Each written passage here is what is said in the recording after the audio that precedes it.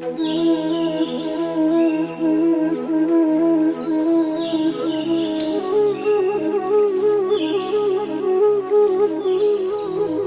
दोस्तों, मैं अविनाश पटेल आप सभी का हिंदी लोक भारती में स्वागत करता हूं। आज हम 9वीं कक्षा की हिंदी की किताब में से पहली इकाई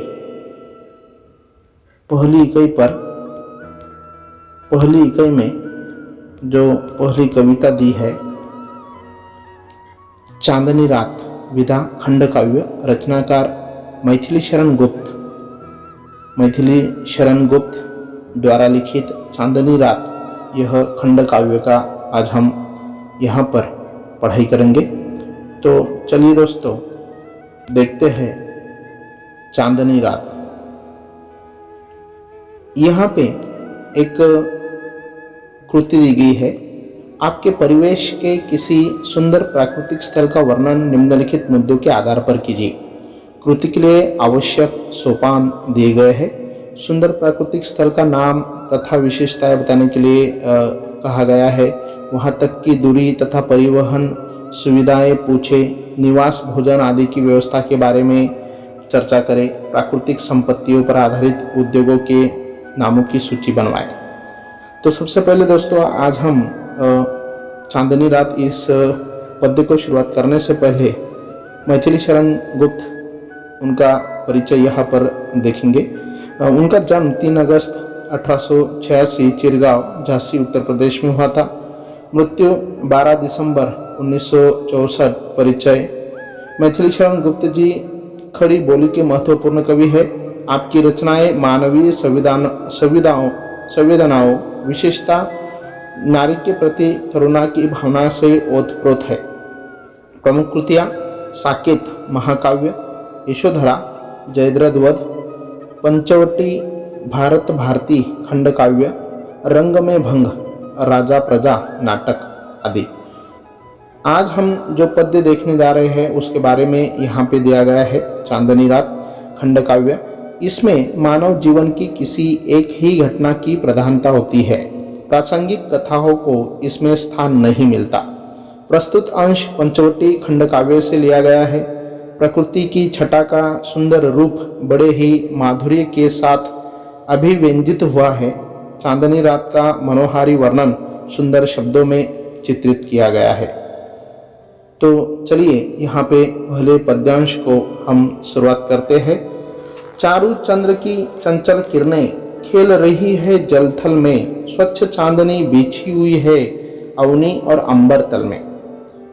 चांदनी रात में आकाश से सुंदर चंद्रमा शोभायमान है।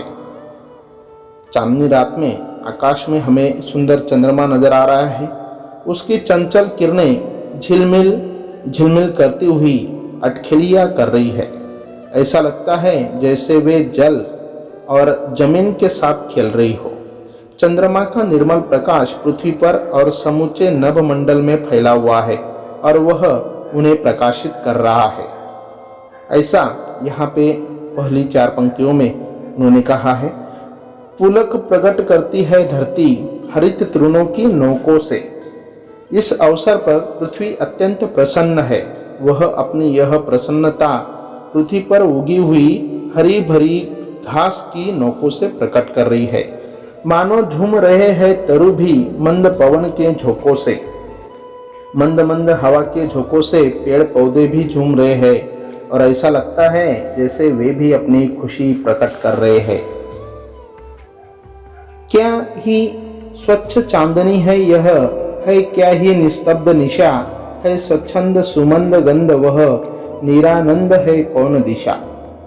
कवि चंद्रमा के स्वच्छ प्रकाश में निखरी हुई रात्रि का वर्णन करते हुए कहते हैं, क्या ही स्वच्छ चांदनी है यह, है क्या ही निस्तब्ध निशा। निशा यानी कि रात। कवि चंद्रमा के स्वच्छ प्रकाश में निखरी हुई रात्रि का वर्णन करते हुए कहते हैं कि चांदनी गजब की निर्मल है और यह रात कितनी शांत है स्वच्छंद सुमंद गंध वह, निरानंद है कौन दिशा। कहीं किसी और कोई स्वर नहीं है, सर्वत्र मुक्त रूप से मंद मंद सुगंध व्याप्त है। कोई भी दिशा ऐसी नहीं है जिस और आनंद का माहौल न हो, अर्थात सर्वत्र आनंद ही आनंद है। बंद नहीं अब भी चलते हैं नियति नटी के कार्यकलाप। कवि कहते हैं कि कोई भी गतिविधि बंद नहीं है। रात्रि रूपी नटी के सारे कार्यकलाप अब भी पहले जैसे चल रहे हैं, पर कितने एकांत भाव से, कितने शांत और चुपचाप। विशेषता यह है कि सब कुछ बहुत ही शांत ढंग से और एकांत भाव से चुपचाप हो रहा है, कहीं कोई कोलाहल नहीं है। ऐसा इस पद्य में गुप्त जी हमें बता रहे हैं। है बिखेर देती वसुंधरा मोती सबके सोने पर। कवि चांद तारों की तुलना मोतियों से कर रहे हैं। कवि कहते हैं कि जब सब लोग सो जाते हैं तो पृथ्वी आकाश में चांद तारों के रूप में मोती बिखेर देती है। रवि बटोर लेता है उनको सदा सवेरा होने पर, और जब सवेरा होता है तो ऐसा लगता है जैसे सूर्य इन मोतियों को हमेशा बटोर ले जाता हो, अर्थात सुबह उजाला हो जाने पर आकाश में चांद तारे लुप्त होते जाते हैं। उसके बाद उन्होंने कहा है और विरामदायिनी अपनी संध्या को दे जाता है। कवि कहते हैं कि सुबह होने पर बटोरे हुए ये चांद तारे रूपी मोती सूर्य उसे विश्राम देने वाली संध्या को सौंप देता है। शून्य श्याम तनु जिससे उसका नया रूप छलकता है। यहाँ पे कहा है कि अर्थात शाम होने के बाद चांद तारे आकाश में फिर चमकने लगते हैं और वे मोतियों का आभास करने लगते हैं। इससे रात्रि की कालिमा प्रकाशमान हो जाती है और अपने नए रूप में छलकने लगती है। पंचवटी की छाया में है सुंदर पर्ण कुटीर बना। कवि पंचवटी का वर्णन करते हुए कहते हैं कि पंचवटी की छाया में, पंचवटी वट के 5 वृक्ष जिन्हें हम कहते हैं, पंचवटी की छाया में घास फूस और पत्तों के छप्पर वाली एक सुंदर झोपड़ी बनी हुई है। उसके सम्मुख स्वच्छ शिला पर धीर वीर निर्भीक मना। उसके सामने एक साफ सुथरी शिला है। उस शिला पर एक दृढ़ मन वाला और निडर योद्धा विराजमान है। जाग रहा यह कौन धनुर्धर जबकि भुवन भर सोता है। कवि कहते हैं कि इस समय संसार के सारे लोग सो रहे हैं, पर यह धनुषधारी कौन है जो रात्रि में इस समय जाग रहा है। भोगी कुसुमायुध योगी सा बना दृष्टिगत होता है। वे कहते हैं कि यह कामदेव सा भोगी है, कोई सन्यासी जैसा बना हुआ सा दिखाई देता है। यह कोई सन्यासी जैसा बना हुआ दिखाई देता है, लेकिन यह तो कामदेव सा भोगी है, गृहस्थ है। ऐसा इस पद्य के माध्यम से मैथिली शरण गुप्त जी हमें बताते हैं। इस पद्य के शब्द संसार में कुछ कठिन शब्द दिए हुए हैं। पूलक यानी कि रोमांच, खुशी, कार्यकलाप, गतिविधि, कुटीर, झोपड़ी, कुटिया, निर्भीक, निडर, धनुर्धर, तीरंदाज, कुसुमायुध, अनंग, कामदेव, दृष्टिगत जो दिखाई पड़ता है ऐसा। तो इस तरीके से मैथिली शरण जी इस चांदनी रात काव्य में हमें इस काव्य के माध्यम से, इस पद के माध्यम से अधिकतर भारतीय संस्कृति तथा राष्ट्रीय भावनाओं के दर्शन दिखाते हैं। इसके अतिरिक्त उन्होंने ऐतिहासिक, पौराणिक और प्राकृतिक विषयों से संबंध अनेक प्रसिद्ध रचनाएं भी यहाँ पर लिखी हुई है, और प्रस्तुत कविता जो है गुप्त जी के पंचवटी काव्य का एक अंश है। उसके बारे में हमने अभी जाना है। अभी इस पर जो कृतियाँ दी गई है,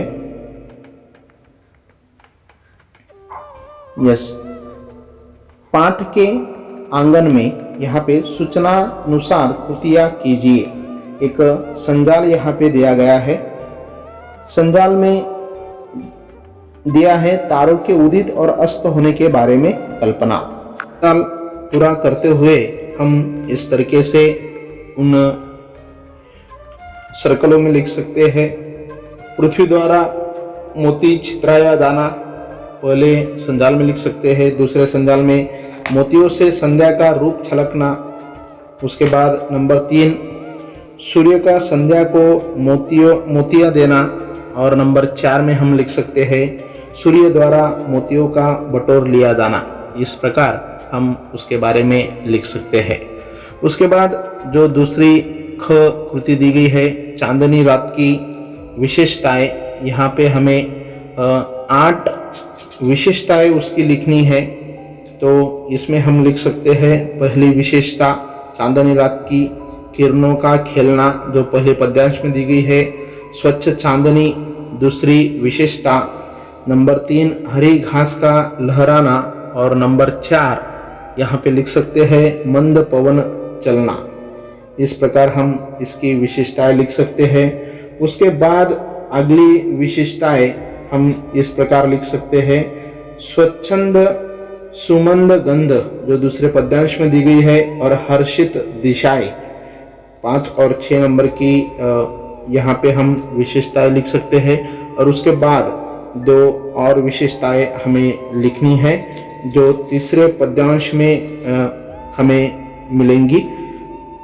तो उसमें हम लिख सकते हैं कि स्वच्छ चांदनी और मोती बिखराना। इस प्रकार से हम 8 विशेषताएं इसकी लिख सकते हैं। उसके बाद दूसरा सवाल दिया गया है, निम्नलिखित पंक्तियों का सरल अर्थ लिखिए। जो पंक्ति दी गई है यहाँ पे, चारु चंद्र टिम्ब टिम्ब झोंकों से, उसके बाद क्या ही स्वच्छ शांत और चुपचाप। इसमें से पहली जो पंक्ति है उसका हम पहले सरल अर्थ देखेंगे, चारु चंद्र से लेकर झोंकों से तक। तो इन पंक्तियों का सरल भावार्थ हम इस प्रकार बता सकते हैं कि चांदनी रात में आकाश में सुंदर चंद्रमा शोभायमान है, उसकी चंचल किरणें झिलमिल झिलमिल करती हुई अटखेलियां कर रही है। ऐसा लगता है जैसे वे जल और जमीन के साथ खेल रही हो। चंद्रमा का निर्मल प्रकाश पृथ्वी पर और समूचे नभमंडल में फैला हुआ है और वह उन्हें प्रकाशित कर रहा है। इस अवसर पर पृथ्वी अत्यंत प्रसन्न है। वह अपनी यह प्रसन्नता पृथ्वी पर उगी हुई हरी हरी घास की नोकों से प्रकट कर रही है। मंद मंद हवा के झोंकों से पेड़ पौधे भी झूम रहे हैं और ऐसा लगता है जैसे वे भी अपनी खुशी प्रकट कर रहे हैं। इस प्रकार हम इसका सरल अर्थ लिख सकते हैं। उसके बाद क्या ही स्वच्छ शांत और चुपचाप, इसका भी सरल अर्थ हम उसी प्रकार लिख सकते हैं। उसके बाद यहाँ पे संभाषणीय में दिया गया है, शरद पूर्णिमा त्योहार के बारे में चर्चा कीजिए। उसके बारे में चर्चा करने के लिए कहा गया है। पाठ से आगे एक कृति यहाँ पर दी गई है। दिए गए शब्दों का उपयोग करते हुए स्वरचित कविता बनाकर काव्य मंच पर प्रस्तुत कीजिए। उसमें शब्द दिए हैं तारे, आकाश, पर्वत, नदी और पृथ्वी। इन शब्दों की सहायता से हमें स्वरचित कविता बनाकर वह काव्य मंच में प्रस्तुत करनी है। उसके बाद भाषा बिंदु दिया गया है। निम्न शब्दों के पर्यायवाची शब्द लिखिए। यहाँ पे शब्द दिए हैं तरु, वसुंधरा, चंद्र, कृषक, उद्यान और अरण्य।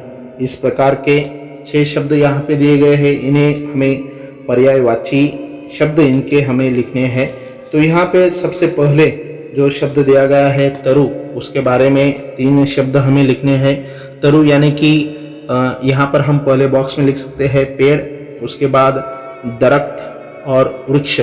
3 शब्द हम तरु के बारे में, तरु के लिए पर्यायवाची शब्द लिख सकते हैं। उसके बाद 2 नंबर का जो शब्द दिया है वसुंधरा, इसमें 3 शब्द हम इस प्रकार लिख सकते हैं, पृथ्वी, दूसरा धरती और मही। उसके बाद तीसरा शब्द दिया है पर्यायवाची के लिए चंद्र। चंद्र के लिए हम शशि, दूसरा सोम और इंदु, यह 3 शब्द लिख सकते हैं। उसके बाद कृषक शब्द दिया गया है, इसके लिए किसान, खेतीहर और अन्नदाता, यह 3 शब्द लिख सकते हैं।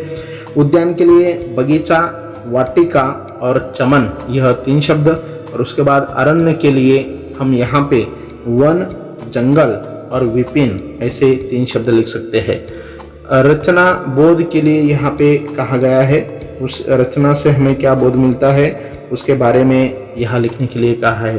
तो इस प्रकार दोस्तों हमने यहाँ पे जो पहली विधा यहाँ पे दी गई है कक्षा 9वीं की किताब में, चांदनी रात, मैथिली शरण गुप्त जी द्वारा रचित, उसे हमने यहाँ पे वह हमने समझने का प्रयास किया है। उस पर दी गई कृतियाँ भी हमने यहाँ पर देखी है।